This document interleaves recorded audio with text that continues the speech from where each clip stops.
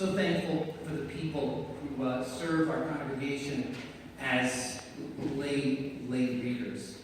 And they always do a great job. I confess to you this morning, whenever we read sections of Paul and it has reference to sexual immorality, I always hold my breath because about half the time people read it sexual immortality, which is a very interesting concept. Maybe that's all I'll say about that. I've struggled this morning and this week how to actually begin. And I'm at a loss how to come at this in a way that I think is delicate and sensitive. And so, given the fact that I've struggled, and I don't know that I was able to find a way, I had to cross out a lot of stuff, I decided that maybe the best way to do it is to just come directly at it and tell you the truth. There are no safe havens. There are no magical places in the world. No gated communities where all of that fundamental vulnerability that goes hand in hand with the joy of life can be wiped away. There's no place that you can go. The community that I live in Grosse, Pointe Farms, this week I spent some time and looking at crime data from all of the communities that are represented here this morning. And in the community that I live in, the crime rate has once again fallen. And in 2018 in Grosse Pointe Farms, there was zero violent crime. Zero. Pretty amazing. And yet, having lived there a while, I know that some really bad things have happened there. And you may call me cynical, but I've lived long enough with my eyes open, paying attention to life, to know that won't always be the case. There are no safe havens. There's no place that you can run to. Even, we were reminded not all that long ago, in a sacred space in Texas, that sometimes even in a sanctuary, people are not necessarily magically safe from the brutality of life itself. And I realize, I don't say this easily, and I try to put this as delicately as I can. I know that is a disturbing realization, and some of you this morning would say, I know that, I've always known that. I have too many scars from life to know any differently. And then there are some who say, I have suspected all along that was the truth. But I never really desired to give that unsavory thought much consideration. Well, I said it, and there it is. There are no safe havens. There are no magical incantations that will keep the rain from falling on your head. There are no magical incantations that will keep the river from rising and overflowing its banks. There are no prayers that will render you or myself bomb-proof. Of course, the temptation and the strong temptation, then, in the face of that reality, is to play life so safe that all of the spontaneity is lost, or we withdraw into a kind of a bomb shelter with walls 3 feet thick.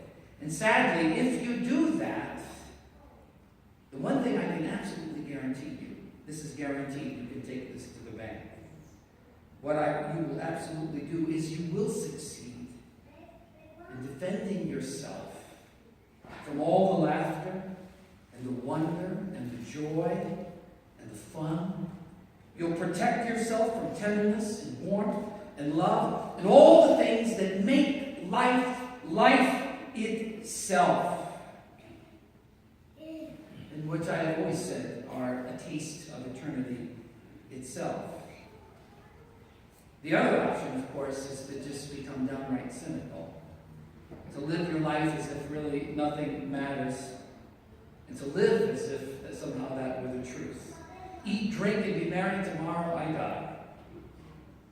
But there is another option this morning, and I think it is an option that Jesus holds out to us, that he extends to each and every one of us right here and right now. Listening to Jesus this morning, I wonder if he's been peeking over our shoulder, if he's been listening to the news, if he's been reading the papers. He speaks of some situation in Galilee where a situation gets out of control and Pilate's soldiers react and people die as a result. He talks about a tower that fell and 18 people, unfortunately, were beneath it. If he were here this morning in the flesh, he would speak of, no doubt, of lives lost. And for many of us, on the far side of the world, New Zealand, which almost seems like some magical place, and most of us have never been there, and most of us will never go there. We hear about violence in the streets of Amsterdam. And then we hear of violence not all that far from the front door of this church. The safest mode of transportation, or one of the safest modes of transportation in the world, is air travel. And yet, in a relatively short span of time, 2 aircraft, brand new aircraft, were done in essence, by glitches in safety software. And in the face of all that, Jesus no doubt would say, repent and turn and live. Let those moments in life not turn you to despair, but turn you home and turn you back to God. Let the harshness of life drive you not to despair, but let those realities of life, which do crash in on occasion, let them drive you into the strong arms of God and God's love from which nothing can ever separate you. Notice this morning that Jesus doesn't launch into a sermon on why bad things happen to good people. Jesus never ever plays the cause and effect game. Jesus doesn't follow the lead of some of Job's comforters. You remember Job, the paradigmatic example of what it means to suffer unjustly. And he has friends who come and say, well, you must have done something to deserve this. Good friends, don't visit, please. And yet neither does Jesus deny that sin can lead ultimately to destruction, and even the destruction of the people around us. Jesus doesn't resolve the tension, the broken, unpredictable, transient nature of life. He says, in the face of all that, he says, repent. God gives us all time, more time than we could ever deserve. Mercy holds the door of life open wide.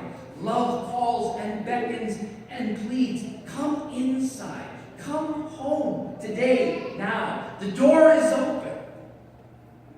But it won't always be open. As a commentator said, just because judgment hasn't come doesn't mean that it won't. Jesus, and this morning as well, Paul and Isaiah come right at it with a sense of urgency, shaking us from that ho-hum complacency. You know what? I'll think about these things tomorrow. As a dear woman who is a powerful witness to her family, begs and pleads and loves them and calls them to come into a deeper walk with Christ. And they say, when I'm older, I'll give that some thought. When I'm older. But the Bible says now. Seek the Lord while he may be found, Isaiah writes. Call upon him while he is near. And of all things, strangely enough, and of all things, an old character by the name of Winnie the Pooh, we find in a sense a lesson, I think, that Jesus, Paul, and Isaiah would greet with an amen.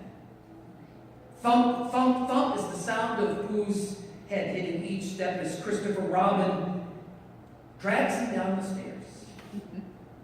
It's as far as we know, as he says, it's the only way of coming down the stairs, and as his head thumps on each step, Winnie the Pooh thinks to himself, there has to be another way. There has to be another way to do this. At some point, I'll have to find the time to think about it. But there is another way. Everybody here knows another way to go down the steps.